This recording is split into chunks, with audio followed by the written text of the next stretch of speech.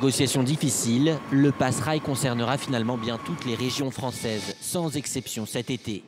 Il sera disponible pendant les mois de juillet et août pour les trains régionaux et intercités.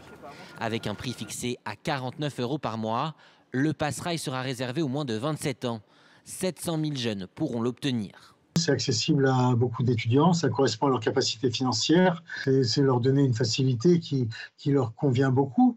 N'oubliez pas que beaucoup de jeunes aujourd'hui ne veulent pas passer le permis de conduire et sont sensibles au discours sur le changement climatique. Le coût du Pass-Rail est estimé à 15 millions d'euros. Pour le financer, l'État met la main à la poche à hauteur de 80%.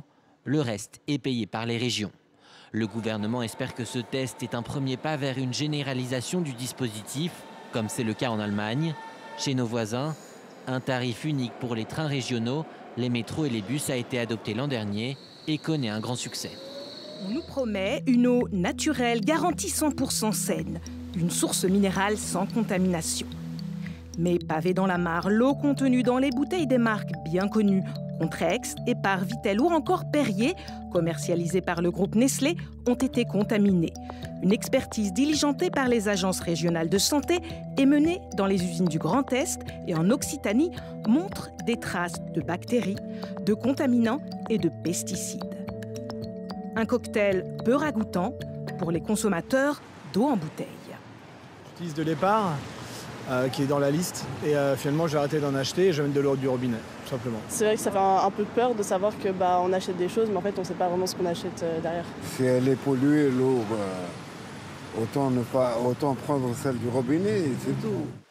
De son côté, Nestlé, dans un communiqué, réaffirme que la qualité et la sécurité alimentaire de ses eaux minérales naturelles a toujours été garantie et reste sa priorité absolue. Un nouveau rapport qui tombe mal. En janvier dernier, l'IGAS avait déjà pointé du doigt Nestlé France. Le groupe était accusé d'avoir utilisé des méthodes de filtrage illégales sur ses eaux minérales. Foodwatch, l'association de défense des consommateurs qui a déjà porté plainte contre l'industriel, demande des mesures drastiques. En cas de contamination ou de suspicion de contamination, dès les premières alertes, il aurait dû y avoir une suspension de la production, de la part de Nestlé notamment, mais si l'entreprise ne le fait pas, l'État doit l'imposer. L'État doit urgemment prendre ses responsabilités, suspendre ses productions et surtout apporter de la transparence. Y aurait-il eu danger pour la santé des consommateurs? En tout cas, selon l'ANSES, la qualité des eaux est insuffisante. Elle demande donc une surveillance renforcée.